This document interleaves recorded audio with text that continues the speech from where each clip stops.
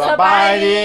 สวัสดีครับสุขสบาย and ciao. Welcome back everyone to the Asian Life in USA. Hey, so before we start with the English today, we'll be having English for you guys. We have one word for Ale and one word for me. ตามเคยเนาะก่อนที่สิไปเรียกเส้นเพลงทุกครั้งมันเขาต้องเฮ็ดให้มันมีสาระประโยชน์เนาะ Okay. ให้มันมีเอนเตอร์เทนน้ำแล้วให้มันน้องๆหรือว่าหลายๆคนที่อยากเรียนภาษาอังกฤษเนาะ Yes. น้องๆเพิ่นสิมาเว้าภาษาอังกฤษแล้วก็สิสอนเป็นประโยคนึงแล้วก็2ประโยคก็ว่ากันไปเนาะแล้วค่อยสิเป็นคนแปลตามหลังเนาะ For FC from Cambodia and Vietnam try to listen to Ale and Julie and I will translate to Lao. Now what do we have for English today, Jill? So the first word is cuisine, spelled C-U-I-S-I-N-E. This is like a type of specific food made by a specific chef. It's like the way you cook food and the way you put your specialty to it. คำศัพท์ตัวที่น้องจูลี่เว้านี่เนาะหมายถึงว่าขั้นแปลตรงๆก็คือแปลว่าเป็นประเภทอาหารนะประเภทอาหารเนาะเส้นตัวอย่างก้อนคอยสิมาไม่กล้าคอยกับฮู้กันคำศัพท์ตัวนี้เนาะส่วนหลายคนไม่กล้าก็จะสิใส่ตัวนี้เด้อพวกเจ้าเด้อหมายถึงว่ามันเป็นศัพท์ที่ดีก่อนนะโอเคนอกจากคำที่เขาใส่คำว่าฟูดนะใส่คำตัวนี้แปลว่าคำไฮโซก่อนเนาะcould you make me a sentence, Jill? What is the specific Thai cuisine in this restaurant? Let's go. หมายถึงว่าเนาะห้านอาหารตัวนี้มันบอกห้านอาหารไทยตัวนี้เนาะหรือห้านอาหารลาวอย่างก็แล้วแต่เนาะห้านอาหารตัวนี้ข้าเจ้าขายอาหารประเภทใดโอเคหรือว่าเสิร์ฟอาหารประเภทใดโอเคถ้าสมมุติว่าอยู่เมืองลาวมันบอกเขาคนที่ตอบก็ต้องตอบว่าโอเคเขาขายอาหารลาวหรือว่าเขาขายอาหารไทยอย่างสิเดิมเวลาตอบโอเคแบบลักษณะแบบนั้น What's the number 2 Ale? The second English word for today is pill. P-I-L-L. To take a pill means a medicine. It's a form of medicine. There's liquid medicine. There's the pill medicine that you put it in your mouth, drink some water, and you swallow it. And it's supposed to cure you from your sickness. โอเคคำศัพท์ตัวนี้อาจจะเป็นคำศัพท์ง่ายๆเนาะแต่ว่าค่อยคิดว่าหลายๆคนก็ยังอาจบ่ทันฮู้เนาะเพราะว่าคำตัวนี้ส่วนหลายอยู่อเมริกาก็จะสิใส่โอเคเมื่อก่อนตอนค่อยอยู่เมืองลาวเนาะหรืออยู่ค่อยกับบ่ฮู้คือกันโอเคเนาะแต่ว่าส่วนหลายมันค่อยสิมาเน้นวิธีการใส่ความแตกต่างการใส่อยู่อเมริกาเด้อคำศัพท์ตัวที่น้องอาเล่เว้านี่หมายถึงว่าแปลว่ายาโอเคเม็ดยาพวกเจ้าโอเคคุณจะไม่make a sentence Okay. Sai, I have a really bad headache. Do you have a pill? หมายถึงว่าอาเล่เราถามค่อยเนาะใช่แปลว่าหมายซื้อค่อยเนาะค่อยมื้อนี้ค่อยรู้สึกเจ็บหัวหลายโอเคเจ้ามียาให้ค่อยบ่สิโอเคจื้อไว้เด้อน้องๆถ้าผู้ใดมาต่างประเทศเนาะเวลาเจ็บหัวแทนที่เจ้าสิไปถามว่า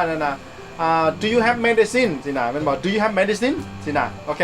เขาสิบ่ถามว่า do you have medicine เนาะคำ medicine หมายถึงว่ามันกวมรวมไปเลยโอเคถามว่าเขา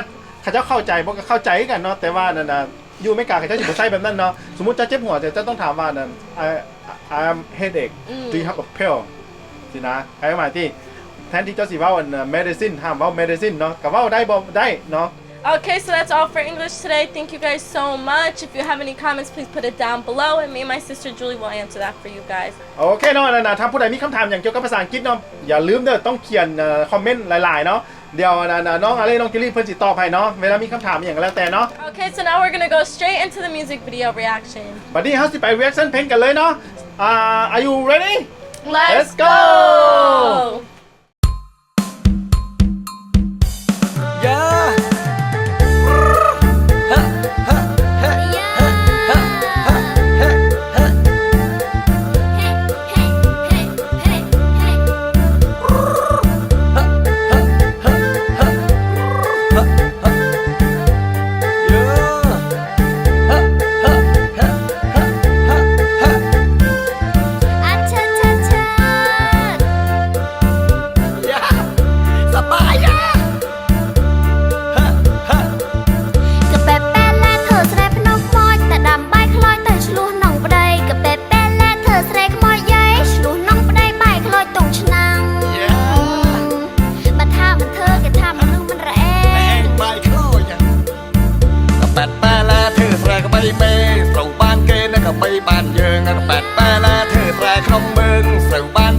Bay bàn chân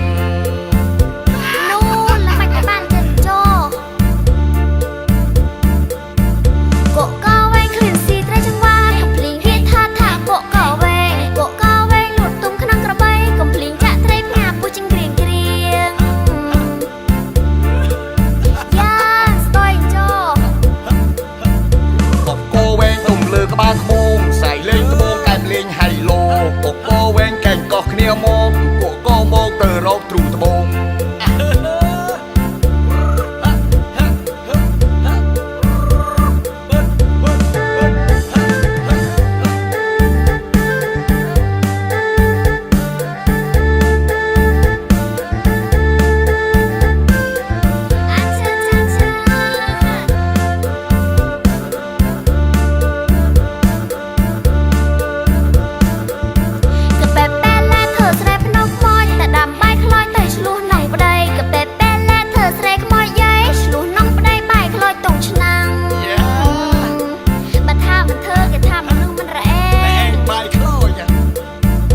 แปดแปลเธอแสรกใบเมย์ส่งบ้านเกณฑ์นักใบบ้านเยิงแปดแปลเธอแสรขนมเมืองส่งบ้านเยิงนักใบบ้านจันนู่นแล้วมันจะบ้านจันโจโกก็เวงคลื่นซีเตรจังหวะกับพลิงเรียกท่าทางโกก็เวงหลุดตุ้มขนังกระใบกับพลิงจะเตรพงาปูจิงเกรียงเกรียงย่านสตอยโจ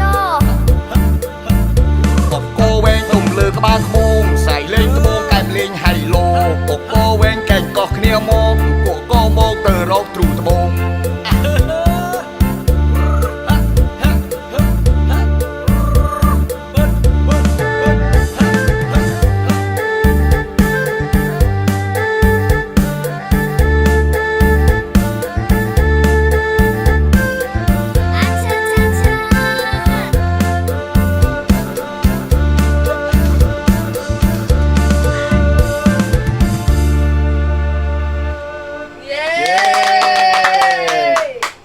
มักบ่สาว Koi Maglai. ๆชอบไหมสาว Koi Maglai. ๆ Why you มักหลายจู Okay, so I'm not glad because once again they come back with these wonderful beats, something for us to dance to.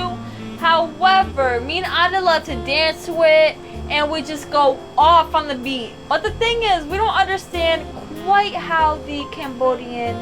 lyrics is. So we know it's a fish and you're cooking the rice on the crematory and something about the bowl. But honestly, we just don't understand it. But we still respect how your song has blown up and became so famous, so we love to dance to it. We'd only like to know how this meaning can deep to us further. How about you Miss LA I coined my client because Yaya, if you remember, I'm a big fan. I hope you come to America's Got Talent. You have a lot of talent to show here in America and it shouldn't just be in Cambodia. Me and Julie love dancing your songs. We had a great time dancing and we love the beats and we love your voice on top of everything. โอเคเนาะตามเคยเนาะเฮาสิมาแปลเล็กๆน้อยๆคร่าวๆเด้อเนาะสาวๆว่าน่ะมักหลายเพลงนี้เนาะมันเป็นเพลงที่สนุกสนานแล้วก็การเต้นเนาะด้วยท่าทางลีลาความสวยงามของน้องยาย่าเนาะเขาเป็น FC ของน้องยาย่าเนาะฮะขอบใจหลายๆน้องยาย่าเนาะอันสาวๆวันเนาะที่เฮ็ดให้มีเพลงนี้ขึ้นมาแล้วก็ได้เต้นได้ซื่นน่ะนะเนาะเพลงนี้เนาะนะสาวๆว่านะถามว่ามวนบ่มวนเนาะแต่ว่าน่ะเนื้อในบทเพลงนี่มันเสียให้เราอยากกันคอนฟิวนิดนึงหมายถึงคอนฟิวกับหมายถึงแบบอยากให้เขาซับซ้อนนิดนึงเนาะค่อยคิดว่าน่ะย่าแล้วน่าจะเอาเพลงแบบเพลงแบบโบราณของแคมโบเดียน่ะมาห้องเนาะเพราะว่าน่ะมันมีความหมายลักษณะแบบว่าน่ะผู้หญิงเนาะผู้หญิงคนนึงเป็นบ่ล่ะแล้วเราไปหุงข้าวหรือไปคั่วกินอยู่ในหม่องหม่องแบบว่าอย่างหม่องผีปลาซ่าอย่างสักอย่างเป็นบ่แล้วผัวเราแบบว่าการก็แบบว่าแบบหัวควันเราอย่างลักษณะแบบนี้เนาะแล้วก็อีกอย่างนึงแบบมันอยากเล่าถึงแบบลักษณะแบบว่านกย้างพวกเจ้านกย้างสีขาวบอกมันจะไปกินป่าเนาะแล้วป่ามันกระโดดไปอยู่ในหลังควยอย่างที่ประมาณนี้ก็เลยว่าซับซ้อนวุ่นวายเนาะถ้าผู้ใดฮู้ FC ฟังแคมโบเดียนเนาะถ้าผู้ใดฮู้ก็บอกเลยว่าความหมายมันเป็นอย่างเนาะอันนี้พวกค่อยกันพยายามเฮ็ดโฮมเวิร์กเนาะว่าไปสอบเบิ่งความหมายมันเป็นอย่างแต่ว่าเพลงนี้คอนฟิวหลายเนาะแต่ว่าที่แน่ๆเนาะสาวๆเพิ่นว่าก็บ่ได้คิดบ่ต้องคิดอย่างไรเนาะมันเป็นเพลงเต้นสนุกสนานกับขอเต้นสนุกสนานเพื่อเฮ็ดให้ชีวิตเฮามีความบันเทิงก็พอโอเคแล้วน้องยาย่าชื่อได้บ่พวกเขาเป็น FC น้องยาย่าเนาะอาเล่บอกว่าน้องยาย่าควรมาAmerican Got Talent เนาะ เพราะว่าอย่างอันนะเพราะว่านั่นนะน้องยาย่าเรามีความสามารถอ่ะเนาะถ้ามาก็อเมริกันก็ทะเลนอ่ะต้องได้แน่นอนเนาะเพราะตอนนี้เราดังเนาะเราดังอยู่ไม่กากแกฮู้เราบ่ล่ะบ่ต้องดังอยู่แต่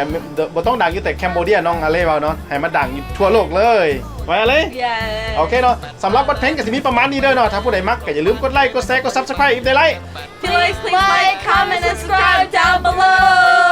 สำหรับมื้อนี้ก็ขอกล่าวคำว่า Bye bye. Loud check my. Bye. Bye.